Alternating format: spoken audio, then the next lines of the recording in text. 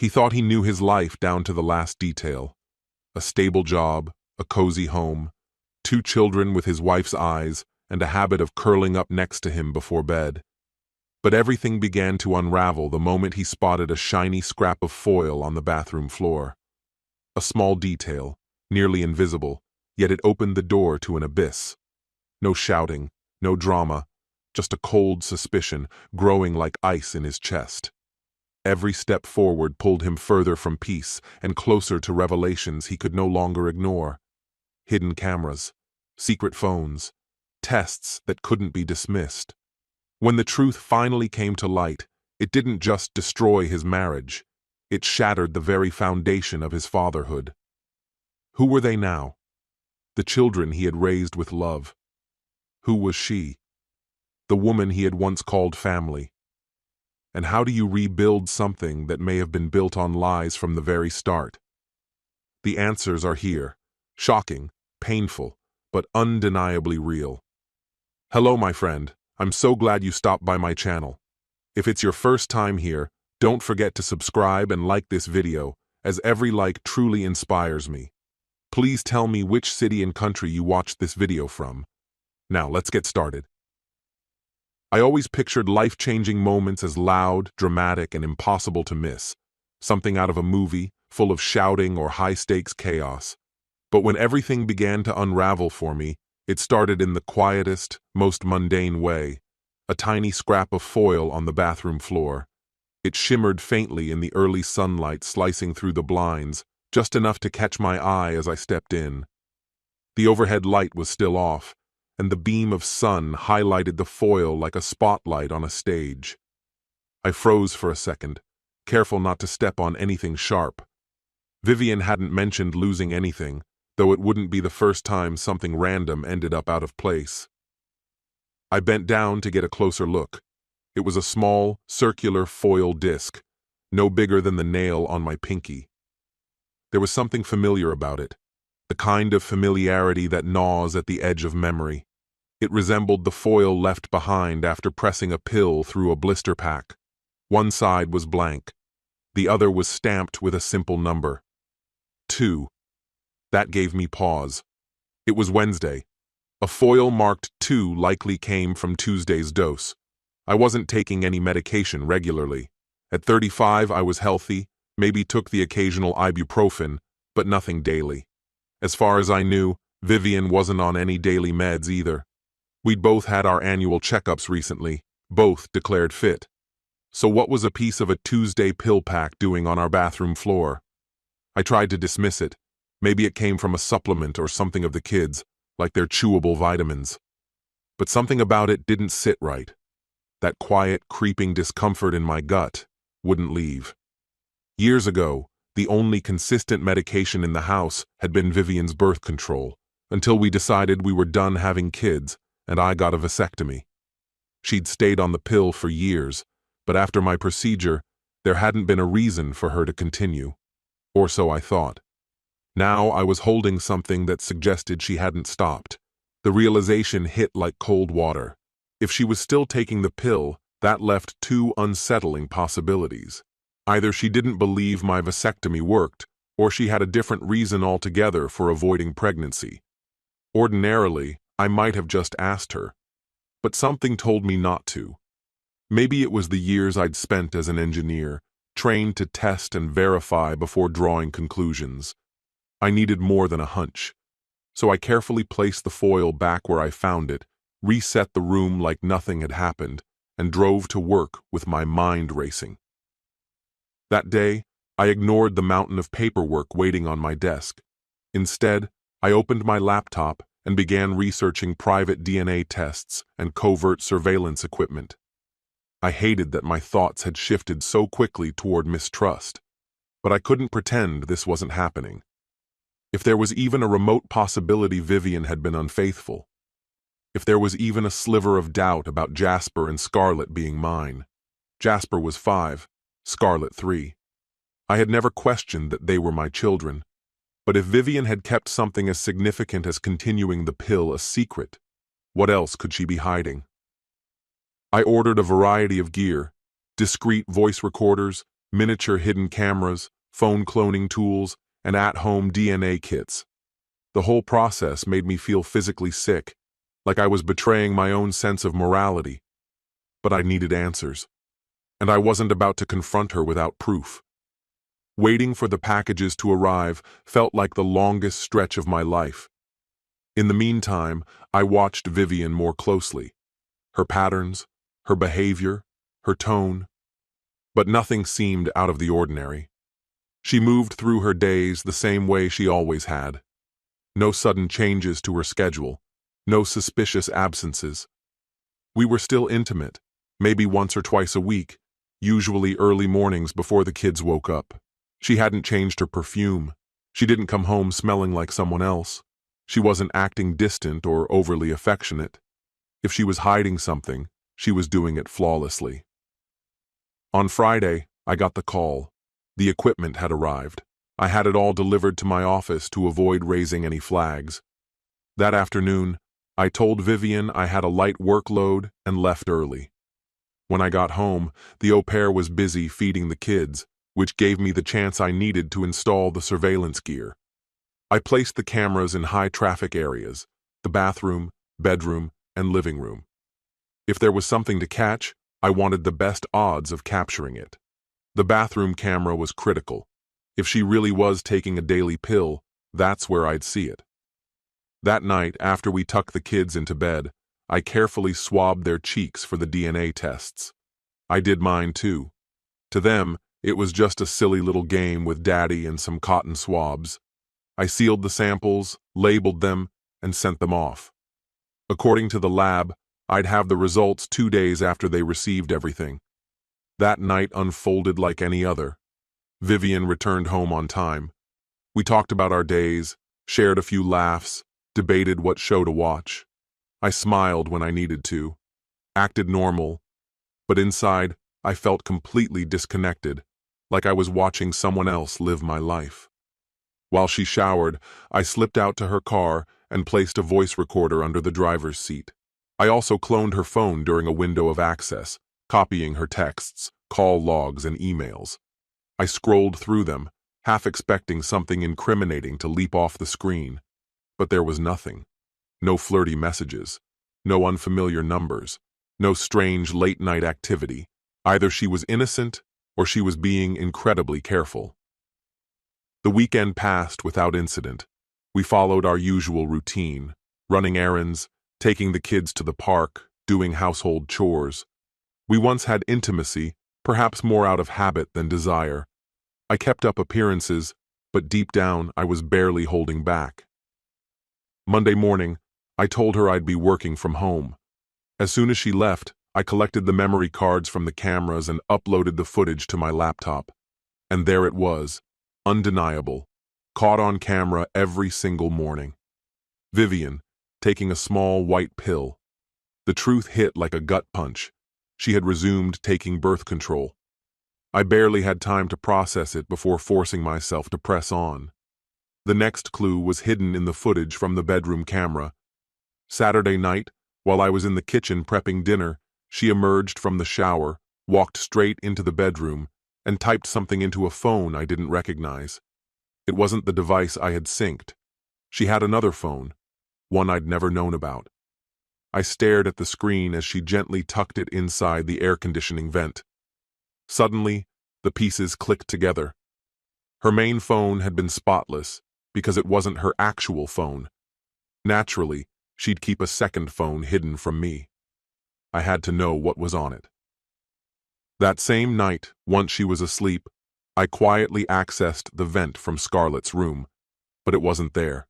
She must have moved it, maybe back into her purse or some new hiding spot. I waited. A few days later, another window opened.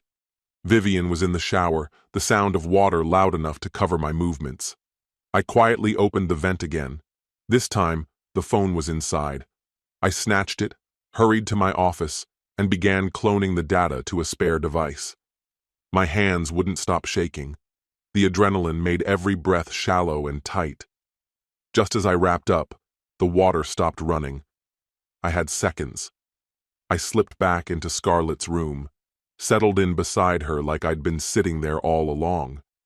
Vivian peeked through the door, eyeing me curiously. I stayed cool, just a dad checking on his daughter. She moved on without a word. The following morning, in the silence of my office, I opened the copy of the phone's data. It didn't take long before my eyes filled with tears. Everything I had dreaded was true. The messages were explicit, vivid accounts of hotel hookups and sexual encounters between Vivian and another man. They joked about how clueless I was, planned their meetings around my work trips. No name was ever mentioned, which only confirmed the worst. It was someone close, someone whose identity she couldn't risk putting in writing. I broke down at my desk, sobbing uncontrollably, oblivious to Monica's voice over the intercom. Eventually, she stepped into the room, found me doubled over in tears, and quietly shut the door behind her. Monica, sharp, poised, a few years older than me, had always maintained a strictly professional relationship. But in that moment, she crossed the line. She walked in, locked the door, and handed me a box of tissues. "What's going on?" she asked, her tone gentle but steady. I poured it all out, the mystery pills, the strange packaging, the surveillance, the secret phone. I felt like a shattered man, barely holding it together. But Monica didn't flinch. "Okay," she said firmly. "We need facts and a plan." I told her I'd ordered DNA tests for the kids too. She nodded approvingly. "Smart move. First, you get the truth. Then you act. But for now, there's something else. Portland office needs you. You're flying out today. Back Thursday." I frowned. "Wait, what? I didn't schedule that." She was already typing. "Just go with it. Being around too much might tip her off. Say it's an emergency at the branch." She crafted the message on my phone and sent it to Vivian herself. Vivian replied quickly, full of concern, hoping everything was okay and that I'd be home soon. Monica then handed me a contact, Lorraine, a divorce attorney who had guided her through her own painful separation. That same day, still emotionally numb, I found myself sitting in Lorraine's office. Lorraine listened carefully. Her questions were sharp, efficient. She walked me through my legal options. I had 3 paths: stay silent and do nothing, file for a peaceful, mutual separation, or go full force with a legal case for adultery that would leave Vivian with virtually nothing. Doing nothing wasn't an option. I was seething. A friendly split? Why should I hand over half my life's work, especially if the kids turned out not to be mine? My decision came easily. "I want to go scorched earth," I told her, voice trembling with anger. She nodded. "Then we build a case. Give me the phone." Without hesitation, I handed it over. Monica picked me up afterward and drove me to a modest hotel. She made me swear I'd shower, order a proper meal, and avoid the minibar. "I need your head clear," she said. "This is just the beginning. You need to stay sharp." But sharpness eluded me. My world had just imploded. The only thing keeping me upright was a fragile thread of hope that the kids were mine, or that somehow I'd been wrong. Deep down, though, I already knew. The next morning, I got a message from the lab. The DNA results would be ready by the afternoon. I couldn't bring myself to check. Monica noticed and gently took the phone, glanced at the screen. "Not posted yet," she said, handing it back softly. "We'll check again soon." In the meantime, we had bigger concerns, like safeguarding my business. Monica reminded me that our engineering firm wasn't just mine. Over 100 employees and their families depended on it. If Vivian walked away with too much, everything could unravel. That snapped me out of the fog. I had to force myself into the mindset of an engineer, logical, calculated, focused on breaking things down step by step. My first action was to meet with Brian Spencer, my longtime corporate attorney. He reminded me that I had a prenuptial agreement in place. At our firm, every partner was required to sign one before tying the knot, a legal precaution designed to insulate the business from any marital fallout. The prenup meant Vivian had no claim to the company, She could only pursue my individual income and personal assets, the house, the savings, the retirement account. Brian got straight to the point. "Here's what I suggest," he said. "Buy out Robert.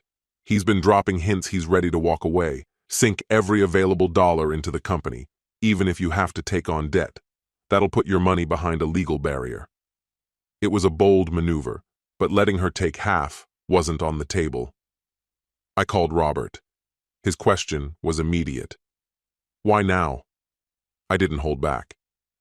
"Vivian's been cheating, maybe since day one." There was a moment of silence. Then he offered his sympathy and agreed to sell most of his shares, keeping just 5% so he could remain as a consultant. We got the ball rolling on the paperwork. Later that afternoon, I had lunch with Monica, and we checked the DNA results again. This time, they were posted. She looked first. Her expression collapsed. "I'm sorry, Grant."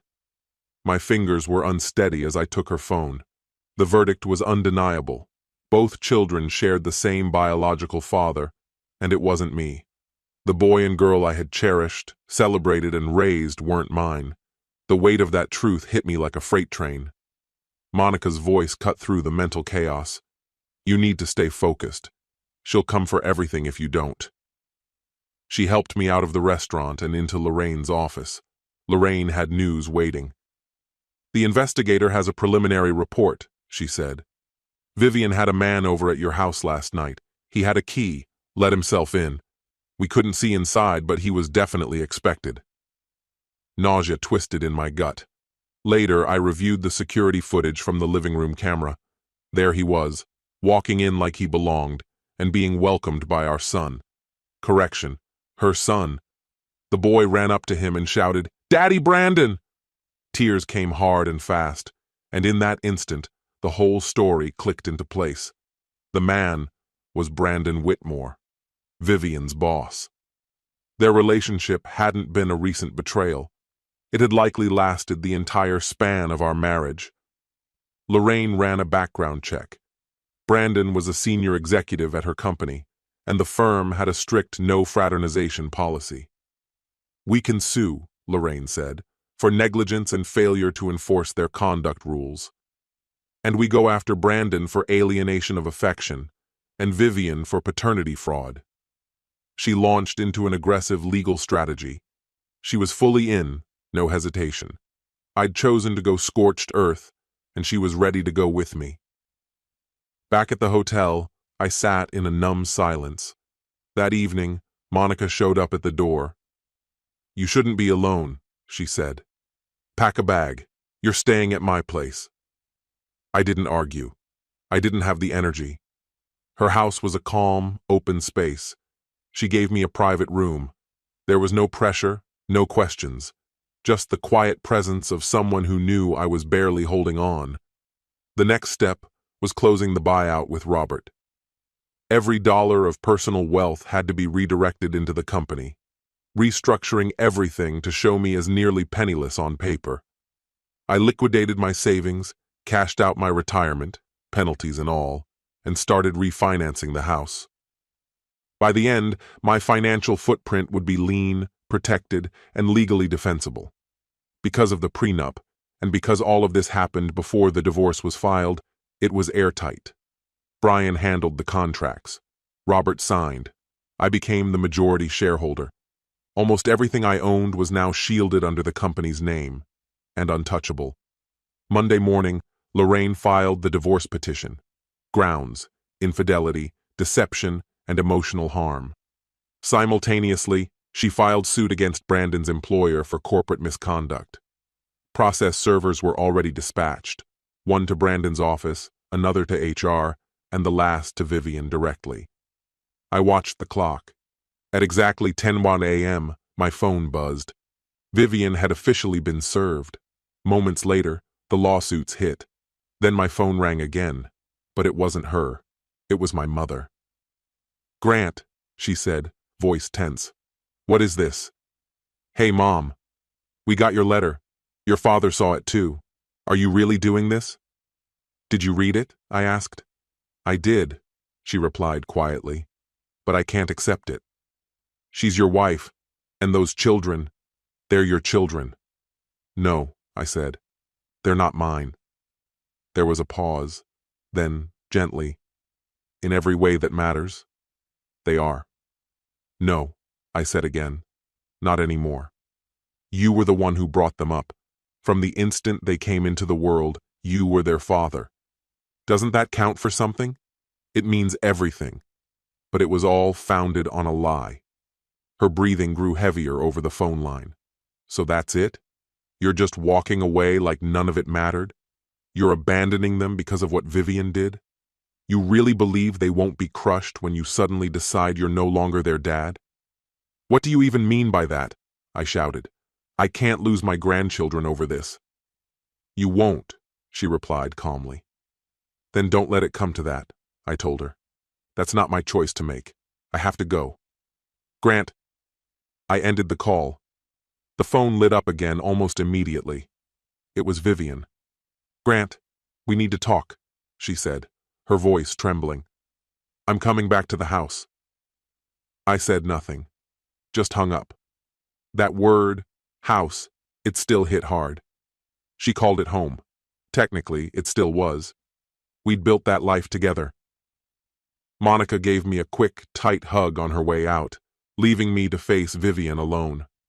I waited in the study, sifting through a flood of emails from relatives who had received the packet of documents. My dad was furious. My sister, too.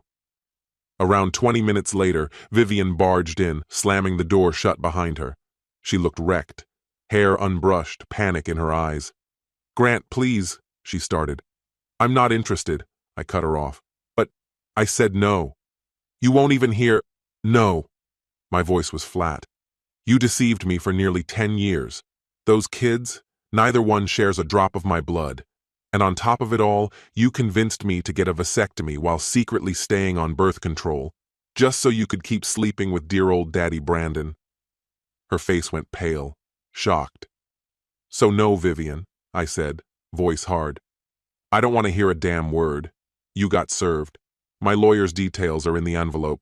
Direct any concerns to her. And the kids? She asked softly. What kids? I snapped.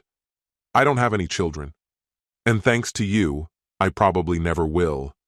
I could ask why you would do this to me. But I already know whatever you say will be another lie. I don't want justifications. I don't need your excuses. I want this nightmare over so I can start picking up the pieces of whatever life I have left. I called out for the au pair. The door was open. She was only a few feet away in the next room. You're dismissed, I said flatly. Effective immediately. Start packing. What? She gasped. Why? Because you helped cover it all up, I said, motioning toward Vivian. You knew she was screwing her boss. Maybe you didn't know the truth about the kids, but you were definitely aware something was going on. I've got footage of you chatting about it with Brandon. Get out. Grant, Vivian interjected. You can't just fire her. I'm the one who signs her checks. The au pair looked at her with a strange blend of gratitude and dread. Well, I said, I already contacted the agency, told them about your little affair. They agreed to keep things quiet if I dropped the complaint, and they dropped her. So if you still want her around, Vivian, you'll need to pay her yourself. That includes taxes, vacation time, benefits, everything. The au pair's face went ghost white. This wasn't just a firing. It was career-ending. Agencies shared this kind of dirt. Out, I said again. No further explanation needed. She grabbed her things and fled. Was that really necessary? Vivian asked. She didn't. You're still talking, I snapped. I told you I didn't want to hear it. What I do want is for you to take your stuff, take your kids, and get the hell out of my house. This is my home too, she hissed. Not legally, I replied, my voice cold. The deed's in my name. Until a judge says different, this place is mine. She flinched as I raised my voice. Just then, Jasper entered the room. Mommy, he said. Scarlett fell down. Tears in her eyes, Vivian got up and rushed out to help her daughter. I shut the office door behind her and didn't move. I sat there in silence. A few minutes later, she came back, carrying Scarlett in her arms. "You're really not going to say goodbye to—" "Don't," I warned her. She's not my daughter. He's not my son. Take them to the man who actually fathered them. Let Brandon deal with the consequences of his choices. They're not mine anymore. Grant, please. Leave." The door closed behind them, and the second it did, I completely fell apart. Not long after, Monica stepped inside quietly. She had lingered nearby, expecting I might fall apart once I was alone. When I did, she was there, wrapping her arms around me in a way that somehow steadied me. We both listened as the car's engine faded into silence. My phone wouldn't stop buzzing, but I ignored every call. For the first time in a long while, I had an overwhelming urge to vanish from my own life. Ever composed and unwavering, Monica gently pulled me back to reality.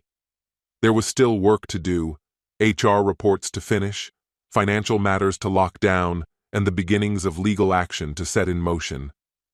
Hours later, an email popped up in my inbox. Vivian had filed for a restraining order, claiming emotional trauma.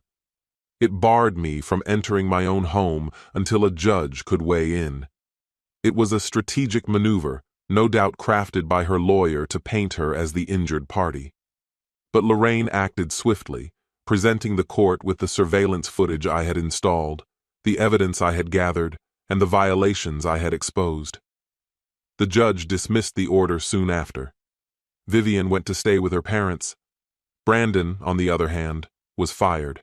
His employer had confirmed he had blatantly violated the company's strict non-fraternization rules by engaging in a relationship with a subordinate, one that had resulted in 2 children. Legal battles broke out on all sides. Eventually, Brandon's former employer agreed to a substantial settlement in my favor. On top of that, under our state's alienation of affection statute, Brandon was ordered to pay damages himself, a payout that allowed me to repay the pension loan I'd taken to survive. But none of it really registered. What devastated me most was the loss of Jasper and Scarlett. I still loved them deeply, but I couldn't bring myself to see them. The hurt was too fresh, too deep. Maybe it made me a coward, but every time I imagined their faces, all I could see was his. I figured they'd eventually forget me anyway. Vivian tried to use them to keep me tied to her life, pleading with me to remain in contact, for their sake. I couldn't. Not yet. Weeks slipped by, and before long, a month had passed. I sold the house, took a financial hit. But it didn't matter. That place had become a shrine to deception. I moved into Monica's spare bedroom for a while. We kept things cordial, respectful, though something between us had undeniably changed. At work, she remained the professional everyone knew. At home, she was quietly watchful, always there, always checking in without saying much. The divorce became official on a Tuesday. I was sitting at my desk when the envelope arrived. I opened it, scanned the decree, and just like that, I wasn't married to Vivian anymore.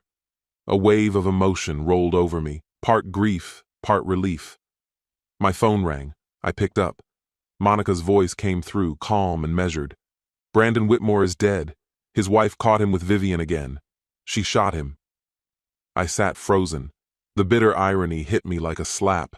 He'd never get the chance to raise the children he'd fathered behind my back. I wasn't sure if it was karmic justice or simply another senseless tragedy. But I didn't feel sorry for him. Not even a little. "Well," I said quietly. "He had it coming." I braced for a rebuke from Monica, but it never came. She gave a small nod instead. A moment later, she stepped into my office with another envelope in hand. "This came for you too," she said. "Looks like the final payment from Brandon's settlement." I opened it. The check inside was more than enough to wipe out the loan completely. Just like that, the financial burden disappeared. I leaned back in my chair, exhaling deeply, overwhelmed by everything yet emotionally blank. My marriage had ended. The children I thought were mine were gone. Brandon was dead, and in some strange, twisted way, I was free. Monica quietly closed the door behind her, walked over to me, and kissed me, long and deep, with no hesitation. When she pulled back, my pulse was racing for a reason that had nothing to do with grief. She smiled, clearly sensing my shock. "I've been taking care of you for 9 years," she said softly. "You're the kindest man I've ever known. Even in your worst moments, you never crossed a line. I've been waiting, Grant. If you're ready, I want to show you that not every woman lies. Not every love ends in heartbreak." I sat there, stunned, turning over every shared moment in my mind. Her unwavering calm, her fierce loyalty, how hard she fought for me when it all came crashing down. Maybe I had been blind, so wrapped up in a broken marriage that I never saw the one person who truly had my back. I remembered what Dr. Harrington had said about reversing a vasectomy, that there was hope. A flicker of possibility stirred in my chest. Still caught in the haze of that kiss, I looked into Monica's eyes and, with a rough laugh, asked, "So, how many kids are we thinking?" She broke into a warm, radiant smile. "At least 2, she said, "but let's start slow." And right then, something shifted inside me. Everything had been turned on its head, but a new path was unfolding. The road ahead was uncertain, but for the first time in ages, I didn't feel suffocated. I had found peace, in court, within myself, and in the truth. I would always grieve for the children I lost. But now, I also had the chance to begin again. Maybe this time, I'd build something real, with someone who never stopped standing by my side. I gave a slow nod, and Monica kissed me again. That was the moment my past finally released me, and my future began. The lies were behind me. The betrayal buried. Maybe heartbreak was the price of my freedom, and maybe, in the end, it was worth it. This story has come to an end. What's your opinion? Share it in the comments, my friend. And if you like this story, check out other exciting videos on my channel. I'll say goodbye until the next video. See you